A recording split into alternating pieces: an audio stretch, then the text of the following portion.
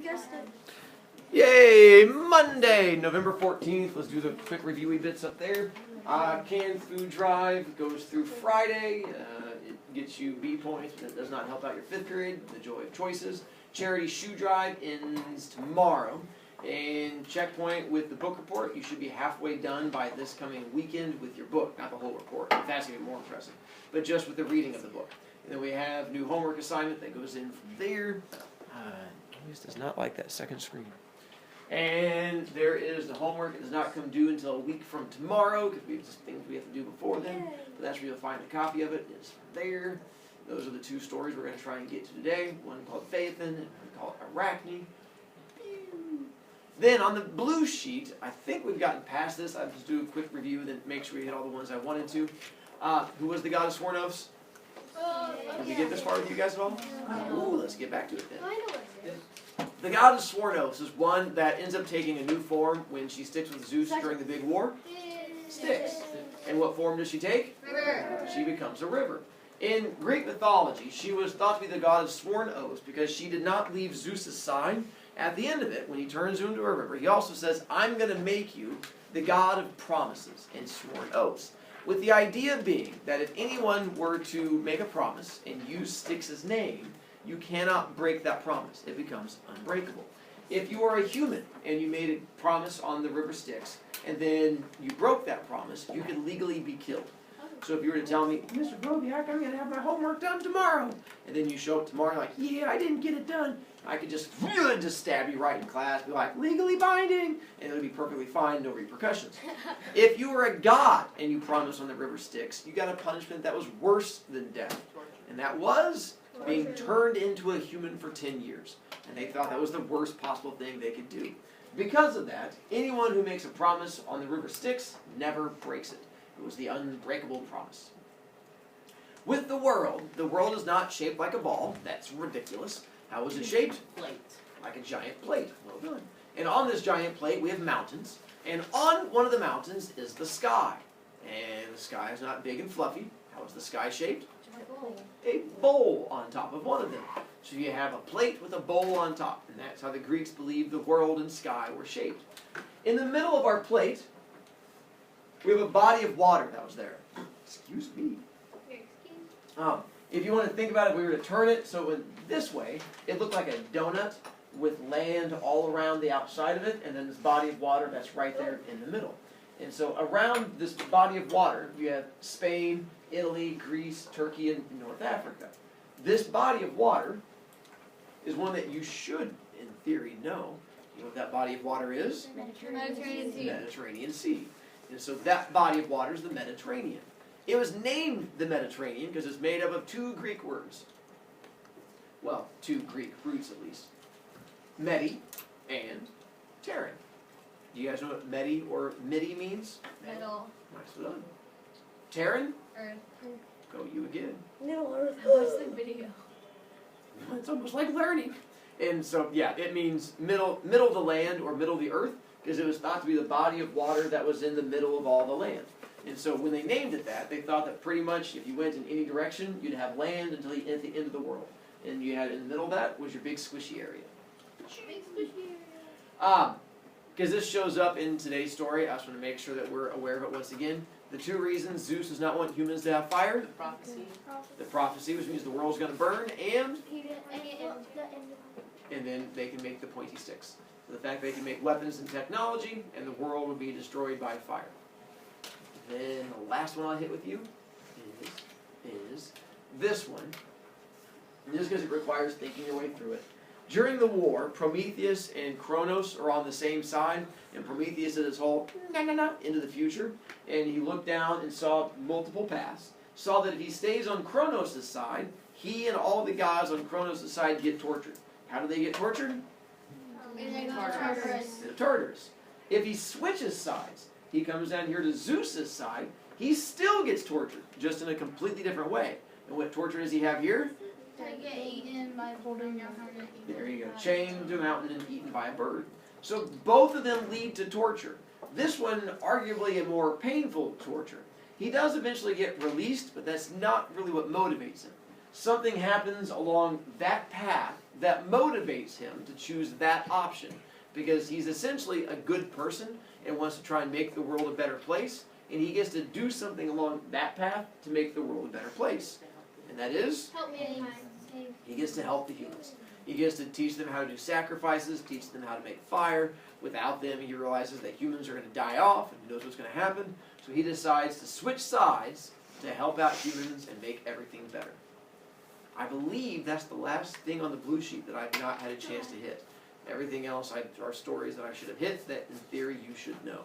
It'll come due next Tuesday. It's like a 20-point assignment. It should be an easy 20-point assignment, just to help bump up your grade. You can use it on the test, so you'll turn it in after you finish the test. Questions on that? Yay! Today's story.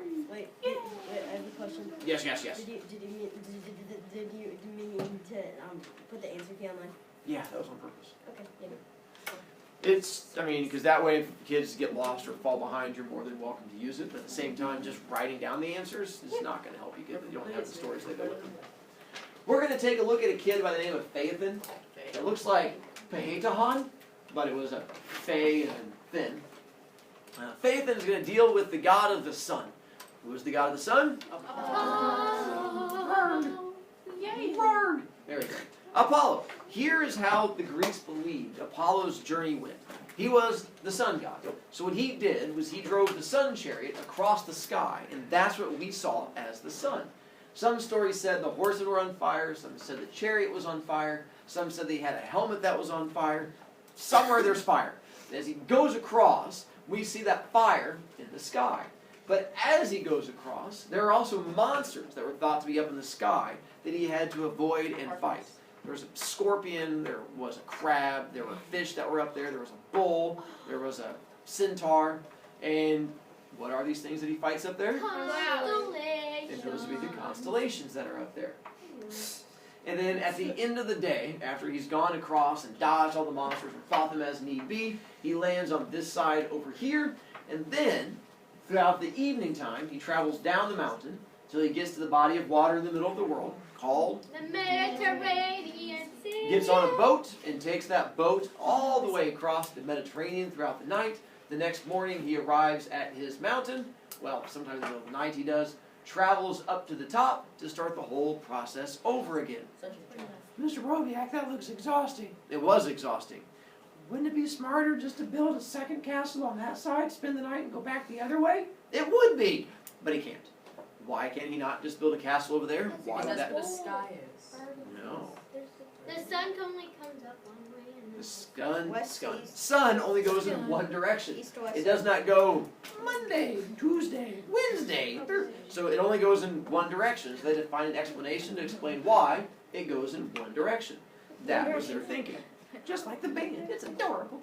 With that, Apollo does think it's exhausting. He doesn't get very many days off, takes up all of his time, so he decides to retire. And Apollo steps down as the sun god and has a friend of his step into the spot, another titan by the name of Helios. And he says, Helios, how would you like to take over as the god of the sun and have people pray to you? Helios is like, oh, it's much better than me just being a random scrub titan. He's like, all power to you. And Helios takes over. Apollo is still called the sun god, but he no longer has all the responsibility that goes with being the sun.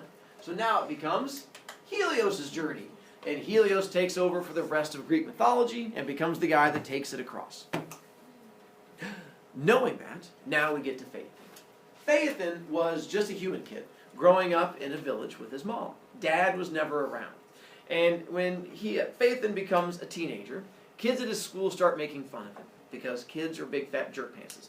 And they give him a hard time because his dad's never around. They're like, Phaethon, where's your father? Oh, not here? Sucks to be you. And every day he'd show up and they'd make fun of him and he'd get upset. And this goes on for weeks and months on end. One day, he comes home and he's crying. His mom goes, what's wrong, dear? He's like, the kids at school are big fat jerk faces. She's like, all kids are big fat jerk faces. She goes, what's wrong today? He goes, well, it's the same thing every day. They make fun of me because Dad isn't around. She goes, oh, that is a bit of a tough thing.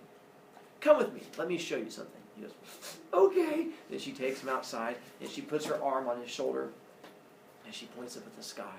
She goes, you see that up there? He goes, yeah, that's the sun. She goes, no, that's your father. He goes, really? She goes, yes, you are the son of the sun. Years ago, Helios and I met and fell in love and were friendly, and you were born, and then he had to go back to his job, and that's why he's not been around, because that's where he is every day. He's up there and taking the sun across the sky. That's why he can't come down to you. And then he goes, I'm the son of the sun? I'm a son? She goes, yes, son, you're a son. She's like, oh, how many times can we say son? He goes, now everything is better. And he's like, oh, I can't wait to confront the kids at school tomorrow. And the next day, Phaethon goes to school, and the kids start making fun of him again because they're all big, fat jerk faces. And he throws his hand in their face. He goes, wait! And they go, what? He goes, do you see that? And they go, yes. He goes, that's my father.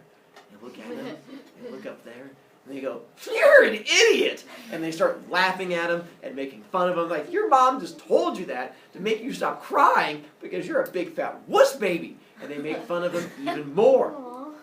Phaethon is enraged. He was like, my mama wouldn't lie to me. My mama's a good person. I love my mama so much. So he decides to prove to the jerk faces at his school that his mama ain't no liar. So he runs away that very day to go and find the mountain where Helios lives. And he makes it a goal. He was going to confront Helios and either make Helios prove that he's his father, or he's going to die trying. And after weeks of searching, he finds the mountain where Helios is said to live on the top of. And he spends the next several days climbing to the top of this mountain. When he gets to the top, he does discover a palace at the very top of this mountain. It is early in the morning. The sun has not come out yet. And he's standing before it with the gigantic doors with a big symbol of the sun on there. He's like, I found it! He rolls out his shoulders and steps forward, pushes open the gigantic doors and steps in and yells, Helios, I'm out my eyes! And he falls down to the ground. Because the light was so bright and blinding on the inside, he's instantly blinded and grabbing his eyes and rolling on the ground, screaming. Here's a voice. Child, why have you entered my domain? And he yells out, Helios, my name is Phaethon. I believe you are my father. You were with my mother many years ago. Then all of a sudden, the light begins to disappear. Phaethon blinks his little eyes, blinky, blinky, blinky, and looks up to see Helios, this gigantic man, sitting on this gigantic throne, putting his crown away and into this little box, thus closing out the light. Helios says, come forward and stand in front of me. And Phaethon walks forward, a little blinky blinky still, and stands in front of this mighty god who's up there. And Helios goes, what is your name? He goes, my name is Phaethon. Helios goes, child, I am your father. And Phaethon's like, yay, you're my father! And he gets all excited. Helios goes, it is true. I was with your mother many years ago, but I could not get away from my duties as the god of the sun. But I have watched you grow over the past many years. And I've missed your birthdays, but I've been very proud of you. Here is what I would like to do. Phaethon goes, yes. He goes, I would like to prove to you that I am both your father and to make up for all the birthdays I have missed. Phaethon goes, yeah? And Helios goes, I will give you one wish. Whatever you wish to ask for. If it is within my power to give it to you, I will. I swear on the river Styx I am your father, and I swear on the river Styx I will grant you this wish. Do you need anything else from me to prove to you I am your father? And Phaethon's like, no, that's pretty good. I like that. He goes, what would you like? And Phaethon thinks for him. He's like, oh, what would I like from my dad? He realizes the biggest thing he wants is to prove to all the jerk faces at school that he is really the son of the sun. And he wants them to realize he's the son of the sun so they can feel like big fat idiots that they really are. And there's only one thing that his father can do for him that no other god can really do that would prove to the others that he is his father. What is Helios going to want? Or so what is Phaethon going to want? No, but that's going to kill them all. It's not going to prove it to him. It would, but he wants to drive the sun chariot. And so he looks to his father and he goes, I want to drive your sun chariot today so I can look down at the people and go, you're a bunch of idiots, and I can make them feel bad. And Helios goes, no. And he goes, what? He goes, no, that's not a good idea. What else would you like? Like a puppy? You want a puppy? I'll give you like a brand new shiny puppy. He's like, I don't want a He's like, I want to drive the chariot and look down at people and go down to them. And they have to look up and respect me because I'm so much better than them. Helios goes, yeah, here's the problem with that. You're kind of like yay big, and the chariot's kind of like yay big, and there's these gigantic horses, and they're on fire, and there's these creatures up in the sky going rar rar rar, and I don't think you're going to survive, so I think it would kill you, so that's not a good idea. But Phaethon is a teenage boy, and this is his father giving him advice. So is he going to listen?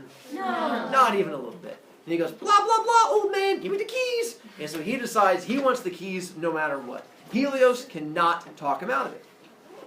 Eventually, he goes, all right, the day's getting ready to start. I have to begin. We'll talk about this when I get back home. And Phaethon goes, no, we won't, because if I'm not driving that thing, pretty sure you promised on the river Styx, bad boy, it's not going to go your way. And so Helios has to give up the keys to Phaethon. Phaethon gets excited, goes and gets in the big chariot, and Helios begins to explain to him how it works. He's like, all right, gigantic vehicle. What you're going to have to do is there's these reins, each one's the size of a telephone pole, which haven't even been invented yet, but that's how big they are. He's like, those are pretty big. He's what you have to do is to make the horses stop, you pull back. To make them go to the left, you pull this one. Make it go to the right, you pull that one. To make them go forward, you snap them both. And Phaethon goes, like this, snap! And it shoots off into the sky. He goes, there he goes. And up Phaethon takes off. Just wind is blowing into his face. He's like, this is so much fun. And he shakes his little fist down at the people. Y'all a bunch of idiots. I hate all of you. And up it goes. And it's as exciting as he imagined it would be. Until the first monster jumps out. And out jumps a scorpion and a lion and a bull. They all go, roar! And Phaethon goes, ee! Like a little boy, and covers his eyes and jumps into the bottom of the chariot. The horses, realizing no one is pulling the back of the chariot, goes roar, goes straight down away from the monsters, plummeting towards the earth. Phaethon grabs onto the chariot, his little legs kicking, as he goes down. The chariot hits the earth in Africa and bounces across the ground multiple times, burning off everything around it. Bumpity, bumpity, bumpity, burn, burn, burn. And every time it hits, burning off all the land, creates a land feature down in Africa. And what gets created in Africa? Desert. The Sahara Desert. Not only does it burn the land, it burns all the people that are in that area, thus darkening their skin forever. And the farther away you got from it, the lighter your skin became, which is how they explained it. And then it shoots back up. Zeus looks out from Mount Olympus and sees what's happening to the earth and freaks out. Because what worries him? Fire, The death. fire burning of the earth. Zeus is like, you're burning my earth! And so he decides to solve this problem. Zeus solves the problem through the use of Lightning bolt. lightning bolts. Tests the air, sees the little thing going through the air, and throws his lightning bolt. Wooga, wooga, wooga, wooga, wooga. And it goes up, knocking Phaethon out of the air. Explodey bits. Wheel, wheel, horse, horse, and a boy. Hits the earth. Yeah. Kills him. Even though he is half God, getting hit by a lightning bolt and falling to the sky is enough to kill him.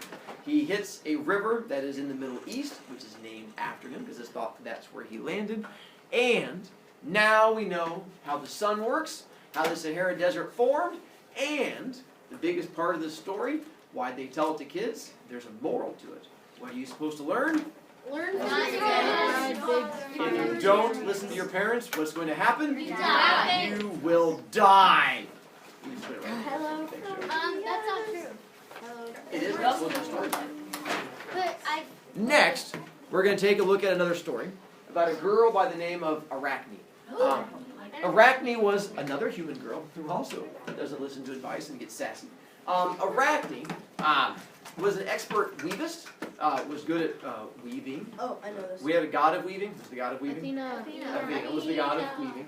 If you don't know what weaving is, where you can use the strings to make a tapestry, this is a picture that's just made out of strings as they all come together. If you've ever been to Counter Prairie, they have these things called looms, and that's what you would use to weave, to put it back together. And you have like this little thing that goes back and forth, shaka, shaka, shaka, shaka. You put little strings to there, and that's how you make the pictures. My Spider-Man thing over there is kind of like a tapestry. It's the same idea. Yes, dear? Just making sure. Is that focused? Yes, dear. So, Arachne was really good at weaving. to the point where people would come out of nowhere at other villages to come and watch her. She would move her loom out into the middle of the village square, and people would surround her and cheer her on, weave, weave, weave, weave, just to watch her. And she would like sign autographs. She had her own jersey, said Arachne on the back. Even back in that day, she was called the LeBron James of weaving. It was incredible. It got to the point where people would show up while they were cheering her on, and one day, while people were watching, one of them said, "Hey, you're really impressive." She's like, "Thank you." Like, "Were you taught by the gods to do that?" And she was like, "Arr!" "What was that?" Like, "Were you taught by the gods? Because you're so good, I figured they had to train you in this." She goes, "No, the gods did not teach me how to do this." Like, "Oh, I'm sorry." She goes, "You know how I know the gods didn't teach me?" I'm like, how would I know that? She's like, "Because I'm better than the gods. That's how come the gods didn't teach me." They go, "I don't think you should say that. That doesn't seem right." She's like, "Oh, wait. I just said it. Is there a god here to stop me? No? Pretty sure it's true. Wait, if a god's better than me, show up now." Yup! And so she starts trash talking. The human's like, "Ooh, yeah, I don't think this is going to end well for you at all." And so she begins letting it know to everybody that she meets that she is better than the gods at weaving. And if any god thinks they're better than her, they should show up and challenge her. If not, then people need to accept the fact that she's better than the gods. Well, eventually it gets back to Athena. They're like, Yeah, I heard some human girl say she's better than you. he's like, I don't think so. So Athena decides to show up and confront her. One day, Arachne's out in the middle of the little area doing the whole shaka shaka shaka thing, when Athena just strolls into the middle. And walks in, and all of you are like, Oh, look at that girl. She's glowing in the dark. and Athena walks up and goes, "Hey, are you Arachne?" And Arachne just goes, "Woman, read my jersey." She's like, "Oh, I guess you are."